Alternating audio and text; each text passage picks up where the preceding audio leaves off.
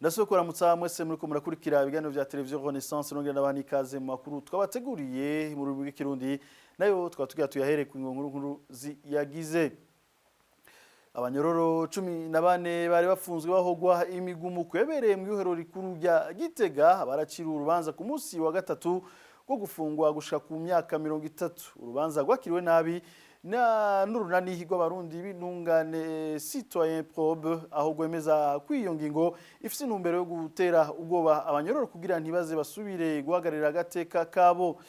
Leta y'u Burundi iremeza ko ataburyo bukwiye ifise kugira ihagarikira urudandazwa rw'abakenyezi n'abigeme aho n'inyuma yaho urunani rw'amashirahamwe akurakiranira hafi bijanye n'agateka k'abana umenyesheje ko abakenyezi n'abigeme barenga 4,000 bamaze kudanazwa kuva mu mwaka wa 2015 n'abasirikare b'abarundi bo mw'ibatayo ya gatatu ya MINUSCA barishuza amezi agera kuri 7 batahembwe mu gihe umushiranganje wo kwivuna abansi atangira urusha guhemba amezi 4 abasirikare mu batayo ya kane ari nayo yabagomboye kuva mu kwezi kwa kabiri umwaka wa 2018 ayo twabateguriye saya gusa mukanya ni Donito.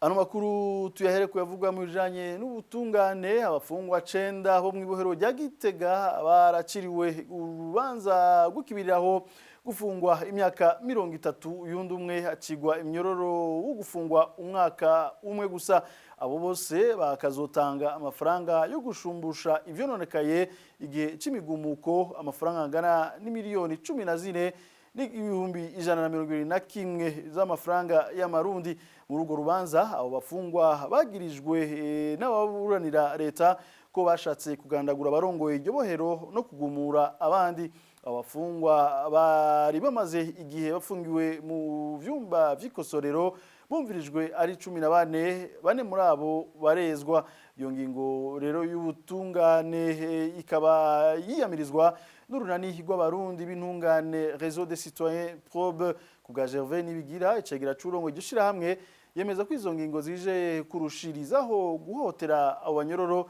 no kubatera ubwoba kugira ntihagire umunyororo azosubira guharanira nako agateka kiwe. Gervais nibigira agasaba ko izo ngingo z'ubutungane zo subigwamo tumukurikire.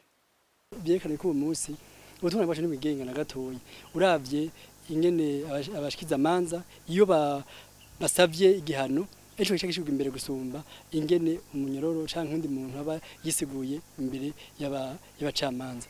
Uyu munsi rero birabaje gose kubona yuko abo banyororo bari basanzwe baciwe izindi manza ndi bariko bazicibwa bagaca bacira imanza ziremereye gose gusumba n'abandi bose. Umva kuvuga yuko gushika mu myaka 30 kuvuga yuko uyu munsi bafashwe gusumba nk'abantu nk'abiciye gusumba abandi bose.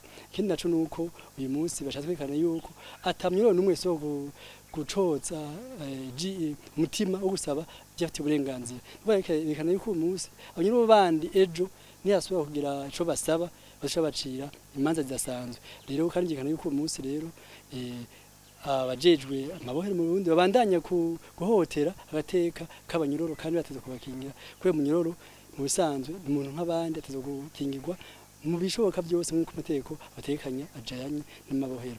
Rero dusaba yuko rero urwo rubanza toja mu ngiro gosubirwamwo hama bakareka kubera basaba ivyo bafite uburenganzira baza kuronka ivyo bafungura naho baryama ko naho nyine bamaze hafi ikintu c'ukwezi bari mu cumba c'ikosorero kigana yuko umunsi n'amaga yabo hasi amerewe nabi gose kigana yuko umunsi rero babanze no kubavuza turazi ko benshi muri bo batamerewe neza na gatoyi.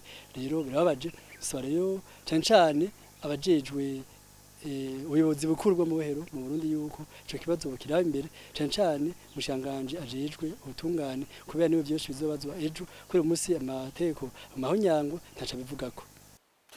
Amakuru twabategura abana mu bijanye n'agateka kazi na muntu leta y'u Burundi ngiracafise ikibazo c'uburyo kugira igwanye yongera ituze abadandaza abana n'abigeme mu mahanga nibishikirizwa na Olivier Nkundifura umuhanuzi mu biro by'icegera ca mbere c'umukuru w'igihugu.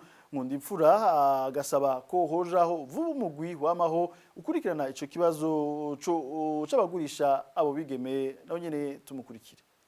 Ingwane z'uburyo kandi bizo bwa mbere ego byazo bwa mbere. Ikindi kandi twasanze nuko mu Burundi kuva muri 2014 twashize Leta yaratoye itegeko rihana abakora urwo rudandazwa rw'abantu, ariko kandi igitegeko nyene iravuga yuko hategeza kubaho mesure d'accompagnement zishiraho umugwi wamaho uje gukurikirana ivyo byo gukurikirana urudandazwa rw'abantu, aho gushina usaha uwo mugwi wamaho nturashirwaho naho kandi ntambamye twasanze ihari, kuko itegeko ravuga yuko uwo mugwi ushirwaho n'itegeko ry'umukuru w'igihugu. Uyu munsi rero twege niyo duhari ni mu ntumbero yo guhimiriza abijeje kugira ngo nyabuna uwo mugwi wamaho uje gukurikirana ku munsi ibibazo bijanye n'ukudandaza abantu, kugira ngo uwo mugwi nyene uheze uzutware ku munsi bihari uko byifashe igihugu cy'u Burundi. Kandi hoho nakwe niyo duhari ibyifata kibanza twafisa tugeza aho twagira duti avec iyi nama ko Leta ihave ibone yuko by'ukuri tuhamagarira nyabona gushiraho uwo mugwi mu maguru masha.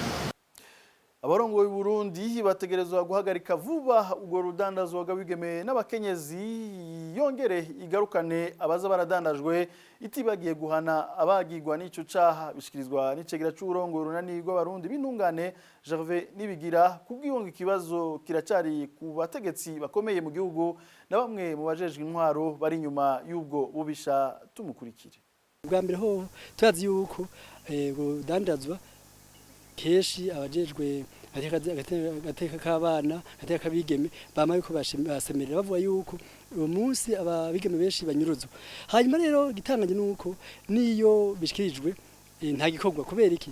Kubera nibaza ko rudandazwa rufitaniye isano n'abari mutegetsi, kubera inyino nk'impapuro ndasanzwe uravye ingene ugiye gusaba impapuro w'inzira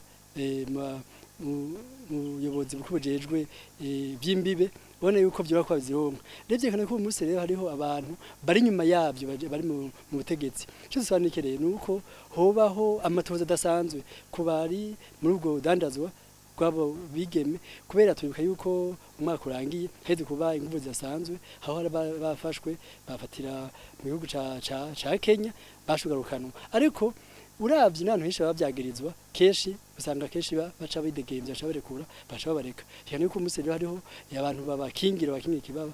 Tusabe ko rero umunsi hoba matohoda cyane abafashwe bagahanwa bijanye n'amategeko y'abantu bagurisha abantu, kubera igitabo mpana vyaha kiratekanye ingene abo bantu bahanwa. Kindi naco nuko ntashaka yaboneka giye ko umunsi bashaka ko bihagarara, kubera yaba babishaka bose amategeko mashasha bashaka aza akingira abantu banyuruzwa canke abantu bagenda nk'abakobwa bagenda kugurisha mu bindi bihugu. Ariko umunsi mbona yuko amateka ashingwa, amateko aza cyane abuza ubwigenge bw'abanyagihugu cyane nk'amenyesha makuru, amashira hamwe y'abikoro twabo, amashira hamwe aza mpunze makungu. Ariko ineza cyane ziraba bwiza bw'abanyagihugu nkabishira imbere. Umunsi rero bara yuko bosha amateko adasanzwe kugira ngo bakinye cyane ugaruka uriko ratwagwa mu bindi bihugu, kubera eje bundi tubakenera gusumba. Mu kwibuka kwishirahamwe FENADEB rikurikiyemo amashirahamwe yishinze kugwanira agateka k'umwana mu Burundi yerutse kumyesha kw'abigeme n'abakenyezi barenga 4,000 bagurishijwe hanze y'igihugu kuva mu mwaka wa 2015. Amakuru twategurira abandanya. Mukuru w'igihugu Petero Nkurunziza yaratunganije nako inama ku munsi wa gatatu mu ntara ya Ngozi n'abasanzwe bakorera mu gisata gucukura ubutare mu Burundi bwose. Intumbero ngo yari yo kwigira hamwe ingene ubwo butare bwucukugwa ku buhinga bwa kijambere. Muri iyo nama hasabwe kw'iryo cukugwa ritosubira gukorwa ku buhinga bwa kera, kuko basanze buri mwingorane kandi rikogwa iryo cugwa nako rikogwa hatisunzwe amategeko. Kuri kirisiguro zitangwa n'icegera c'umuvugizi w'umukuru w'igihugu Alain Diomede Nzeyimana. le 27 septembre 2018. Igenekerezo rya 70 Nyakanga umwaka wa 2018 inama nkuru y'umutekano yarafashe ingingo yo guhagarika ikiringo c'ukwezi kumwe uhereye igenekerezo rya mbere gitugu ibikorwa byose by'amashira hamwe acukura ubutare adakoresheje uburyo bwa kijambere kuko byari vyagaragaye ko babikora mu kajagari ku buryo ibidukikije vyahononekariye. Byaranabonetse ko abashobora ubwo butare hanze y'igihugu bategerezwa kugarukana amahera y'agaciro mu kigega ca leta ariko atari bose babikora gutyo. Ivyo bigatuma uruhombo rugaragara ruboneka mu banki nkuru y'igihugu. Bigatuma kandi no mu kigo kijeje kwegeranya amakori OBR haba uruhombo. Eka hakaba n'uruhombo no mu kigega ca leta. Haciye hasabwa ko mu maguru mashasha inama shikiranganje yokorana ikagira urutonde rw'abantu batagarukanye mu gihugu amafaranga ashika ku miliyoni 30 y'amadolari y'abanyamerika. Abo batakoze ivyo bategerezwa bagahanwa hakurikije amategeko na cane ayo mafaranga akagarukanwa mu gihugu. Haciye hasabwa kandi ko guhera ubu bwa vuba hotangura gushigwa imbere abimba ubutare hakoreshejwe ubuhinga bwa none gusumba abatabukoresha. Artisanale qui continue à le faire d'une manière désordonnée.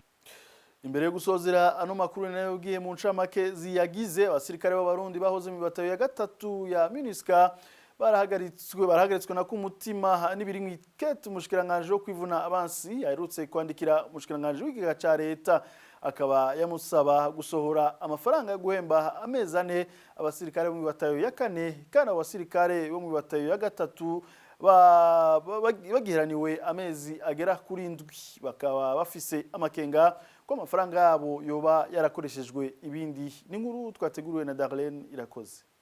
Muri iryo kete umushikiranganje wo kwivuna abansi Emmanuel Ntahomvukiye asaba umushikiranganje w'ikigega ca leta gushira ku ikonti ya MINUSCA inimero 33 ubusa 2 agakwego 284 iri mu banki nkuru y'igihugu BRB amafaranga ngana umuriyoni numwe n'ibihumbi 658 n'amajana 318 n'ibice 40 y'amadolari y'abanyamerika.